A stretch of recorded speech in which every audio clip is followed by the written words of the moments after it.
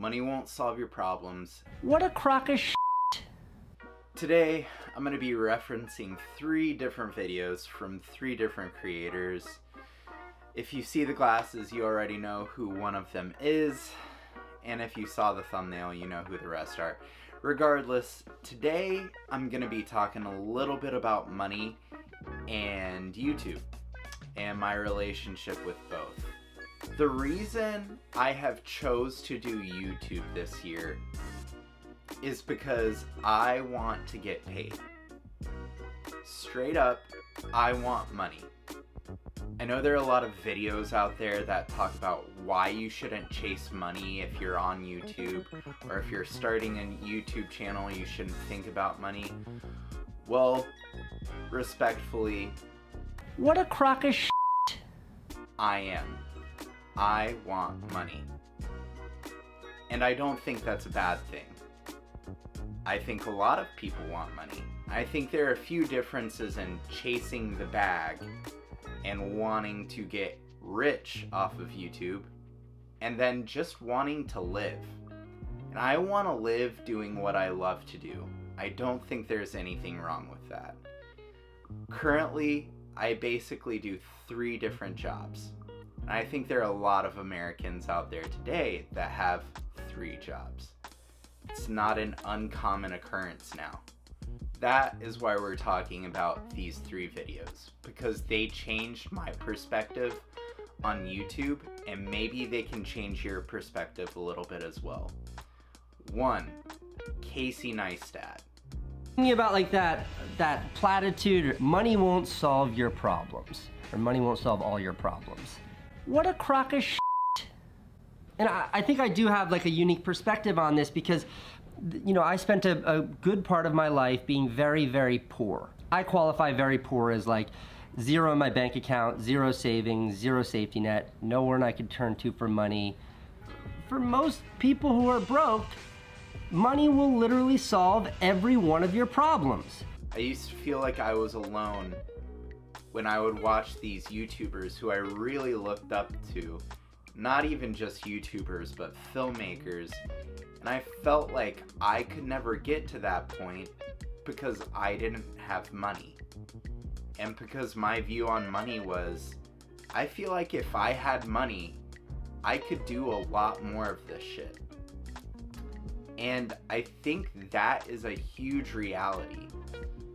The money that I've gained from the bigger jobs that I have done have allowed me to get better lights, better cameras, better sound equipment, better computers, a better phone, provide for my family. The more money I make, the more I have the ability to produce. And so when people talk about money in this way where it's such an easy thing to come by, or it doesn't really help you at all, or some of that is true, but some of that is really easy to say when you're not thinking about it from the flip side of the coin.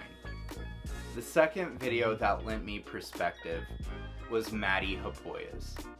It's not follow your passion, because that comes later. It's gain skills and become so good that you can't be ignored. And then you get the freedom to choose your path and the passion grows. This video was so important for me, and he just released it this past week, I believe, because it talks about the importance of doing what you're good at. And for so long, I focused on doing what I loved. I never really honed in on my skill with doing what I loved. I just kept on trying to do it. And then I got really good at photography and really good at videography.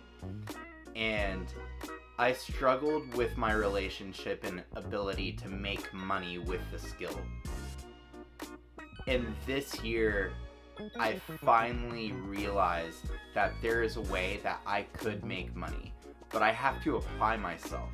I have to continue to get better at my skill. YouTube isn't my favorite thing to do. It's not even my passion, not even close. I love watching YouTube, but I wouldn't say creating videos for YouTube is my favorite thing to do.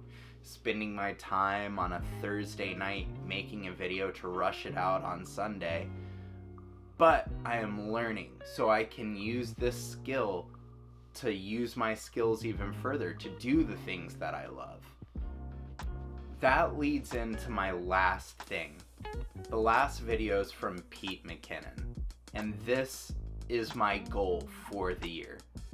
Screenshot is from, it's from when I first started my YouTube account. I'll throw it on the screen here. 800 subscribers, 6,889 views, 1,600 watch time minutes, and my estimated revenue of 55 cents. Now, this was the day, this exact screenshot, when I took this, was the day that I decided to go as hard as I could with YouTube being my full-time. Yeah, that was, I remember that vividly. It was proof of concept, like, oh, I logged in one day and it was just not zero anymore. It was 55 cents. And I was like, oh, that's real money. That 55 cents will turn into $1, maybe 10 bucks, maybe 100 bucks, maybe enough to pay one bill, just one bill of mine. And if I can pay one bill, I can pay all the bills. Now, when I say this is my goal for the year, I don't mean my overarching goal, but it is a huge one, and specifically for YouTube.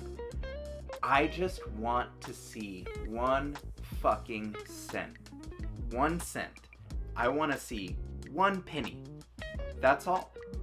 If I see 1 penny, I know I will have the same mentality. That is why I'm working so hard for this YouTube channel right now. Again, it's not my favorite thing to do, but I know I have the skills to do it. I feel like there are a lot of people out there that are in the same boat. They have similar skills and they have the ability to do something like this. And a lot of the time you think, I shouldn't do this because I want the money. But the reality is, if you have the ability to make money off of this, why not try? Why not fucking try it? And so that's what I'm doing this year. I got really inspired this week because my channel actually did something interesting. It grew. It grew. It's been growing from the beginning of January. Slowly, just slowly, chipping away. With every bit of consistency that I show, I have seen the results. I have seen yield. My subscribers have gone up by 12. I just got a video that did 100 views, and that's not a lot, but compared to my other videos, that is for me. I'm learning every step of the way, and I'm trying to apply myself. If anyone out there feels the same way I do, I would just encourage you to try it as well. I haven't experienced financial freedom from YouTube yet, but I hope this year to see that 1 penny so I can take the next step, because ultimately I want to be comfortable and I want to do what I love. I want to do what I'm good at. I hope you guys enjoyed this video.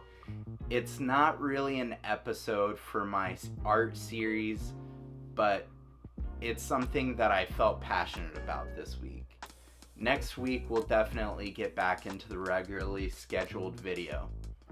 But yeah, I hope you enjoyed. Thanks for watching, and I will see you next week.